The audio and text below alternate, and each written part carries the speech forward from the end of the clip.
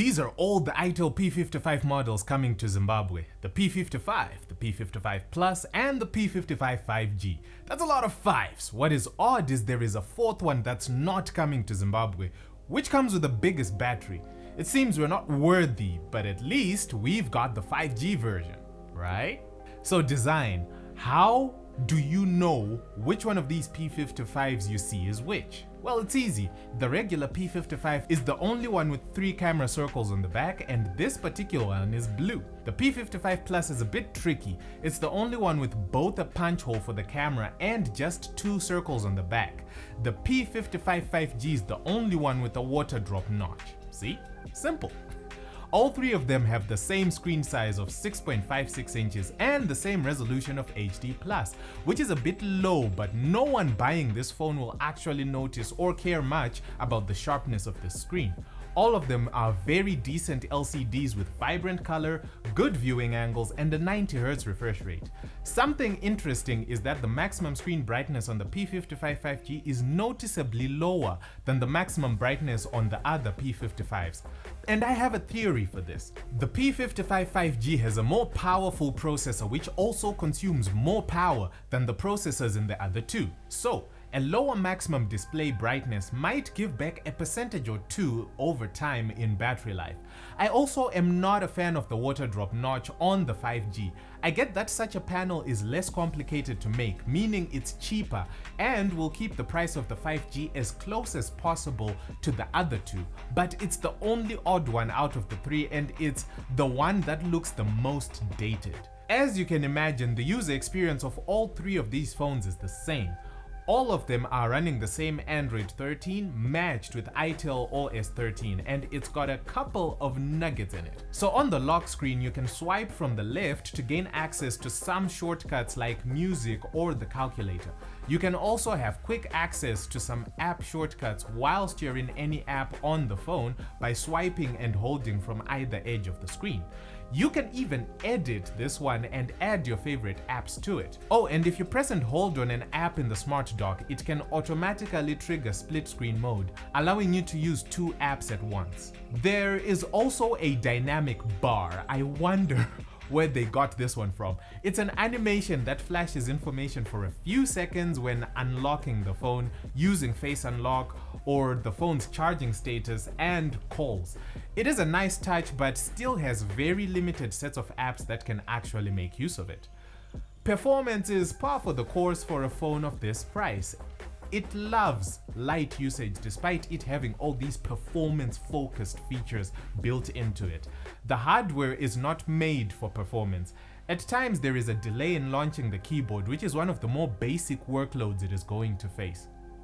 Speaking of performance, the P55 and the P55 Plus are using the same Unisoc T606 processor, and the 5G is using a more powerful MediaTek Dimensity 810. Is there a performance difference? Well, yes, the P55 5G is slightly faster across the board, but not by much.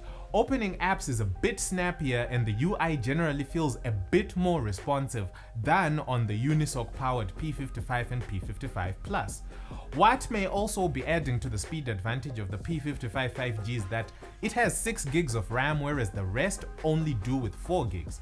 All of them top out at 128 gigs of internal storage that you can expand with a micro SD card. The 5G starts to lose its advantage in the battery department. That more powerful MediaTek chip put it last in our battery endurance test, but not by much. The P55 5G dropped to 65%. The regular P55 came second, dropping to 67%, and the P55 Plus had a comfortable lead with 73% of battery left after the test.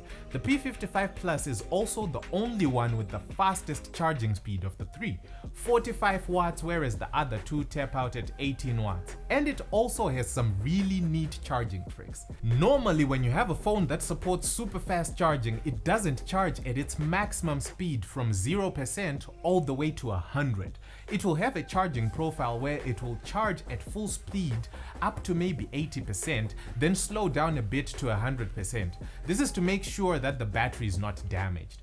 On top of this, there are safety measures put into superfast charging systems so that the battery, again, is not damaged. Temperature sensors in the battery and the charging port will communicate with the charging system. So if the phone gets a bit too warm during charging, the charging system will dial it back and charge slower just to make sure that the heat stays in check. This is done automatically and you never know that it's happening. The P55 Plus goes a step further and offers you the option to force the phone into a charging mode that you like. By default, it will be on smart charging, where all the charging decisions are made by the phone's charging system. However, if you feel like taking matters into your own hands, you can manually choose slow charging or low temperature charge till the battery is full, or the fastest charging possible, hypercharge, without any interruptions, save for when the phone temps have gone beyond the limits. So, if you wake up in a hurry and you need a day's power in half an hour, you can force it to charge at its fastest speed till it's full. I don't think any other phone out there offers this, and I actually love it. All three P55s are using 50 megapixel cameras and they all take decent photos. I think technology has moved so much that in good lighting it's hard to see a phone that struggles to take a flattering photo. The P55 and P55 Plus take virtually the same looking photos, both having a slightly warm tone. The P55 5G takes photos with a cooler tone, so a bit more emphasis on the blues. It was interesting to see that when indoors in low light scenes, the warmer tones in the P55 and P55 Plus made photos look better than the cooler looking ones taken by the P55 5G. When out in the sun, the P55 and the P55 Plus were producing photos that looked very warm, with the P55 5G getting it just right and looking a lot better. You may be wondering why you're not seeing crisp examples of what I'm talking about. Unfortunately, my backup with photos from all three devices was corrupted, meaning I lost all of them. It's very annoying considering just how this camera comparison was legitimately one of the more interesting ones. And you'll find out now. Overall, the Itel P55 5G's pictures looked the best. They had the best color balance in well-lit conditions, the best image processing in terms of HDR, and the P55 5G's images had the least amount of noise. The P55 5G's camera is so good, I am willing to bet it is better than the camera on the Itel S23 Plus. What I observed is the image sensor being used on the P55 5G is completely different from the one being used in the P55 and P55 Plus.